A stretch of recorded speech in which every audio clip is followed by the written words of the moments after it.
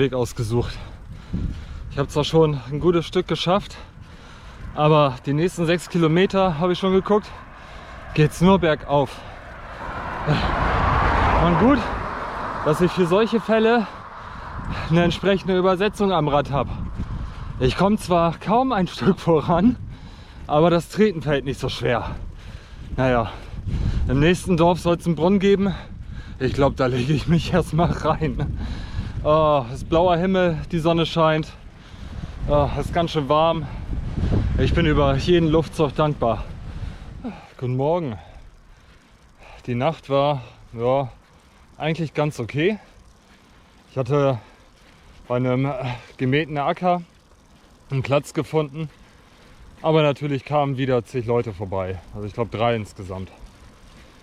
Oh, und weil laut Wetterbericht das Wetter trocken bleiben sollte, habe ich mir gedacht, lässt du das Außenzelt weg und dann wache ich nachts auf und dann tröpfelt es. Ich dachte, scheiße, guck so raus, ja gut, alles dunkel am Himmel. Habe dann die Stirnlampe aufgesetzt und dann nochmal schnell das Außenzelt aufgebaut. Naja, so, 3. Tag, heute geht's nach Prag. Yippie, habe ich da jemanden gefunden, wo ich übernachten kann? Nö, natürlich noch nicht. Weil ich nicht so clever war, das vielleicht mal so eine Woche im Voraus zu organisieren. Na gut, ist so. Ja, an und für sich gefällt mir Tschechien bislang recht gut. Wenn es hier nicht ständig bergauf, bergab gehen würde. Also das sind keine heftigen Anstiege, das hatte ich gestern hinter mir. Aber es ist so leicht hügelig. Ne, immer mal so ein bisschen rauf, ein bisschen runter. Ja, muss man sich erst mal ein bisschen dran gewöhnen. Fährt man ja nicht alle Tage so mit 25 Kilo Gepäck.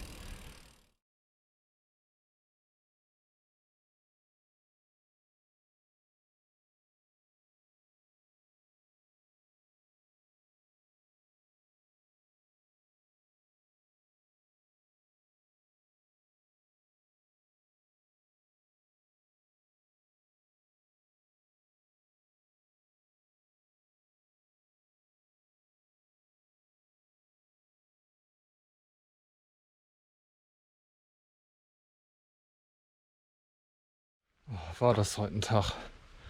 Die Sightseeing-Tour in Prag, die habe ich sehr kurz gehalten. Habe mir kurz da die Brücken angeguckt. Karlsbrücke, so schön sie auch ist, aber voll mit Touristen. Unglaublich. Also ich glaube, wenn man sich Prag angucken will, dann zu Beginn der Nebensaison und nicht mitten im Hochsommer. Ganze Stadt voll mit Leuten. Aber gut. Dann dachte ich mir, ich mache so einen kleinen Entspannungstag. Entspannungstag heißt, so ganz gemütlich, so 20, 30 Kilometer über den Tag radeln. Ja, dass man so ein bisschen Strecke macht, anstatt den ganzen Tag irgendwo rumzulaufen und nicht voranzukommen. Der Plan an sich war eigentlich auch ganz gut. Das Doofe war nur, es ging die ganze Zeit bergauf. So eine Scheiße. Ich habe mir vorher natürlich angeguckt, wie so das Höhenprofil von diversen Zielen ist. Und habe dann ein Dorf gefunden, Solice. Da ist auch jemand, der bei Warm Showers angemeldet ist und der anscheinend auch sehr aktiv ist. Habe ich angeschrieben, aber leider hat er noch nicht geantwortet. Ja gut, er arbeitet vielleicht auch noch. Aber wie gesagt, es ging nur bergauf. Die ganzen 25 Kilometer. Ich habe da so keinen Bock mehr drauf. Naja, jedenfalls, ich warte jetzt noch eine halbe Stunde, dann haben wir 17 Uhr. Dann werde ich nochmal zum Lidl fahren. Hier ist 1,5 Kilometer weit weg. Natürlich geht es auch wieder bergauf. Dann nochmal Wasser besorgen und je nachdem, ob er sich meldet, der gute Herr, werde ich entweder zu ihm hinfahren oder ich werde mir hier irgendwo in der Gegend einen Schlafplatz suchen fürs Zelt. Genug Platz ist hier eigentlich. Na, mal schauen. Erstmal entspanne ich hier an diesem kleinen See. So, Tag 5 ist angebrochen. Es ist jetzt, weiß nicht, kurz nach 11 oder so.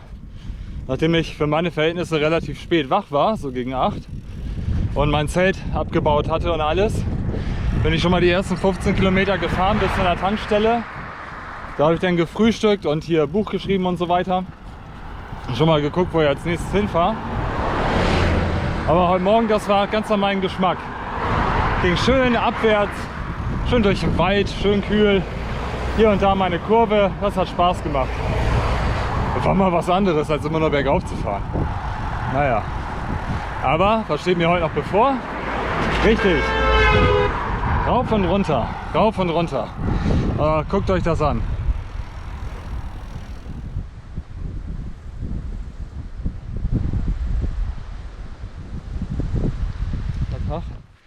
Die Herausforderung ist ja immer, wenn man mit Zelt unterwegs ist, einen vernünftigen Schlafplatz zu finden.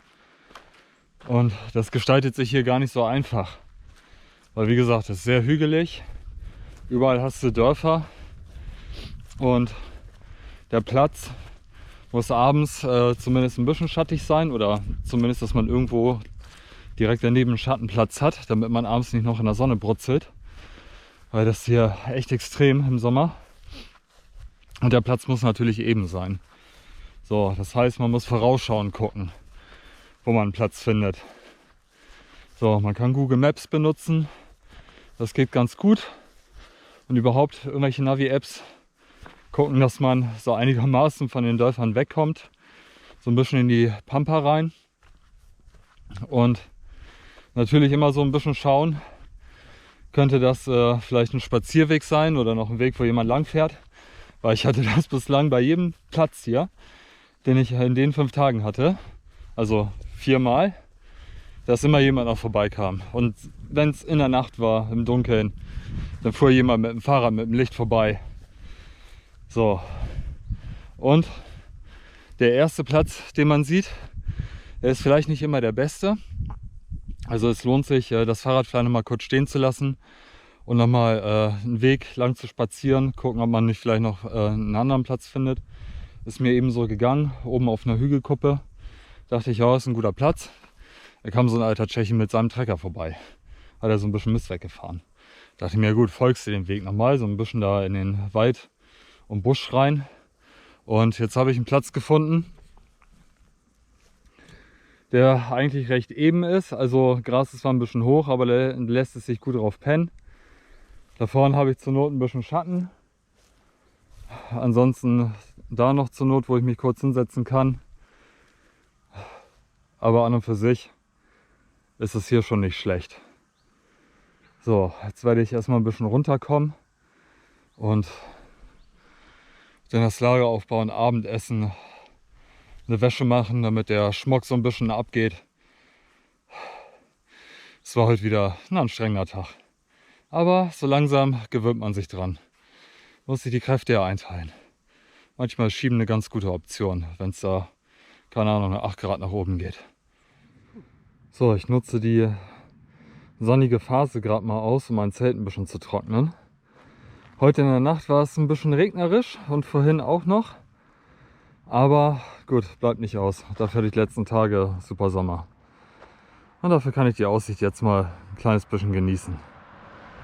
So, hier könnt ihr jetzt mal ganz gut sehen, wie das hier tagtäglich so abgeht. Von da unten bin ich gekommen und wie man im Hintergrund vielleicht sehen kann, ist es so hügelig hier. Da hat man dann, wenn man auf dem Hügel drauf ist, eine schöne Abfahrt. Alles schön und gut, aber dann geht es auch schon gleich wieder steil bergauf. Und weil ich diesen ganzen Spaß ja nun schon erst seit 5 Tagen mache, habe ich mir gedacht, gut, dann schiebst du halt hoch.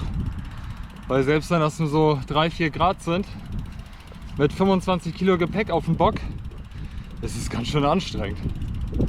Es spart die Kräfte und ich sag mal, ich bin nur unwesentlich langsamer, als wenn ich mich jetzt hier abstrampeln würde auf den letzten Gang.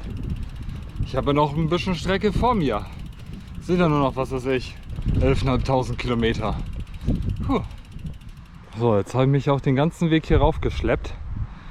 Nur um festzustellen, dass hier eine bekackte Baustelle ist. Zu beiden Seiten. Und eine andere Nebenstraße ist auch gesperrt. Tja, heißt es vor Umweg fahren.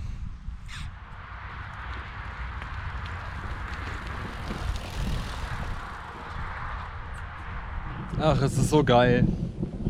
Heute Morgen gab es Regen, bis zum Mittag geführt. Dann hatte ich super Sommerwetter. Jetzt habe ich hier gerade mein Camp aufgeschlagen. Mache mir gerade mein Abendessen fertig. Couscous mit roten Linsen und Gewürzen. Total geil. Und es regnet wieder. Und jetzt hat es eben auch noch geblitzt. Jetzt zieht hier ein Gewitter vorbei. Ach, ist das geil. Ich weiß nicht, ich feiere das irgendwie gerade voll. Ich weiß echt nicht, was Petrus gegen mich hat. Erst lässt er mich verbrennen, jetzt lässt er mich absaufen.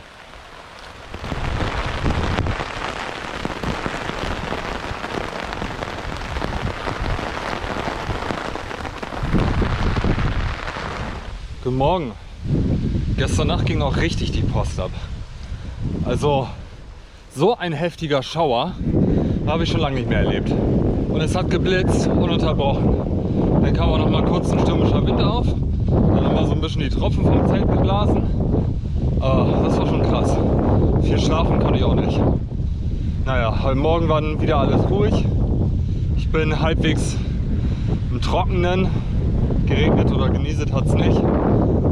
In die Stadt gefahren, zum Bahnhofshaus. Es hatte leider zu. Das hat erst um 10 aufgemacht. Um 8 war ich da.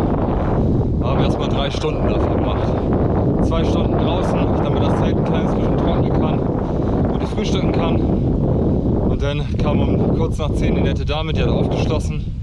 Bin ich da erstmal rein. Oh, war das warm. Da habt ihr erstmal nochmal so ein bisschen Geräte aufgeladen. So, jetzt geht's weiter. Ziemlich scheiß Tag heute. Nur am Nieseln, alles bewölkt. Aber gut, ich habe mich ja zuletzt über die Sonne aufgeregt. Jetzt muss ich das auch mal mitmachen. Es geht jetzt Richtung österreichische Grenze. Ich bin circa 100 Kilometer davon entfernt. Na gut, nicht ganz. Heute werde ich es wohl nicht mehr machen. Mal gucken, wie weit ich komme und wie viel Lust ich habe. Aber morgen bin ich dann in Österreich. Da habe ich Tschechien erstmal hinter mir. Ja, weiter geht's. So, nach 6,5 Tagen habe ich es geschafft. Ich bin jetzt noch gut 2 Kilometer vor der österreichischen Grenze. Geil! Das waren jetzt, ich sag mal, ca. 350 Kilometer. So genau habe ich das nicht dokumentiert. Aber wenn ich so im Schnitt 50 Kilometer ansetze, sollte das in etwa hinkommen. Das muss ich mir nochmal genau ausrechnen. Oder zumindest so einigermaßen. Ich habe mir ja keine Notizen gemacht, wann ich jetzt wo in welchem Ort war. Ist mir eigentlich auch wurscht. Anstrengend war es genug. Ich muss auch sagen, ich habe das, glaube ich, ein kleines bisschen unterschätzt. So als untrainierter Radreisender, der das zum allerersten Mal macht.